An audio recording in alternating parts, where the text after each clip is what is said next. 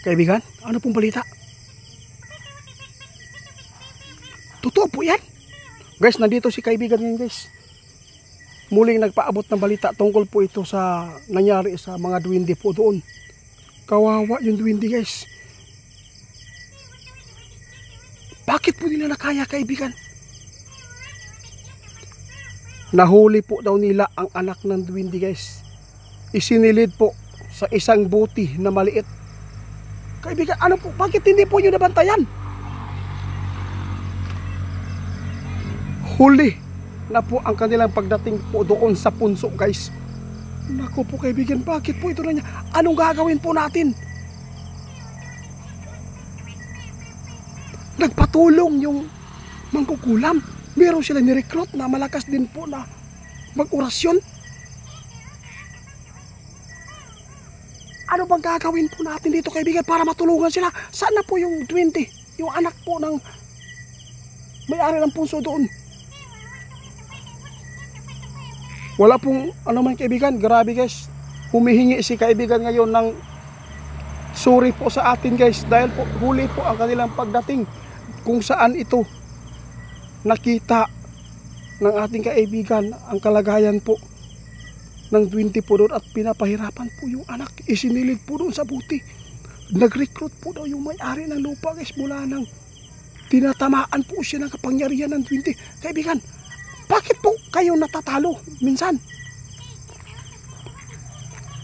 Dito ko natin maintindihan guys kung bakit po na mayroong manggagamot, mangkukulam na pwede magkipaglaban ng elemento. Kasi po guys, mayroon talaga silang mga gabay. Mayroong gabay po ang tumulong sa mangkukulam guys. Mayroong gabay na kapre. Hindi ako pumunta doon kasi po sabi po ninyo, wag muna ako pupunta doon, baka mapapahamak pa sila lalo. Kaya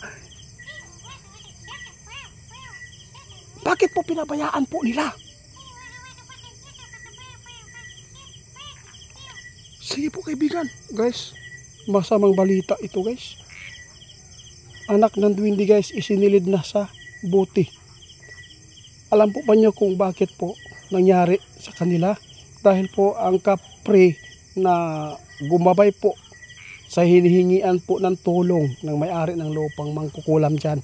Ito po ang balita ngayon ng ating kaibigan guys. Nakakaawa po, nakakaiyak po talaga. Ano po ba ang dapat natin gawin ngayon? Sige po kaibigan guys, pipilitin ni kaibigan guys na puntahan po ang duwende kung saan isinilid para matulungan. Kaibigan, ako ay humihingi ng tawad sa inyo.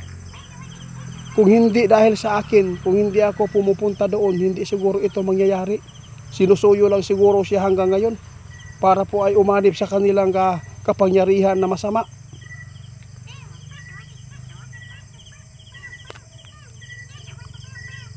Grabe daw yung iyak ng duwende guys. Hindi po daw nila kinaya, no?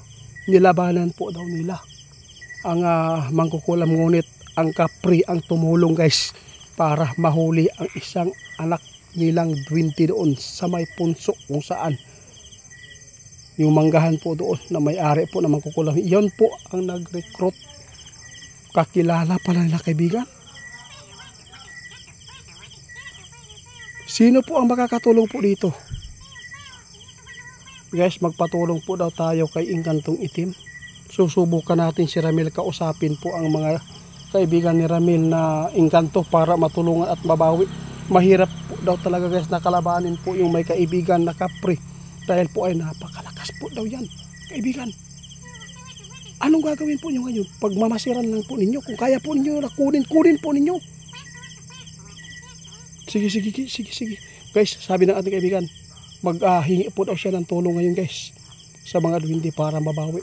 Nakakaawa po yung kalagayan po ng duwende po doon sa nilagyan pa sila ng maraming asin po doon sa punso. Hindi po sila makalabas. Pinalibutan po nila lahat po ng mga butas po ng punso. Kaibigan, ikaw na lang yung pag-asa ngayon. Maghahanap po ako ng paraan na makatulong ako.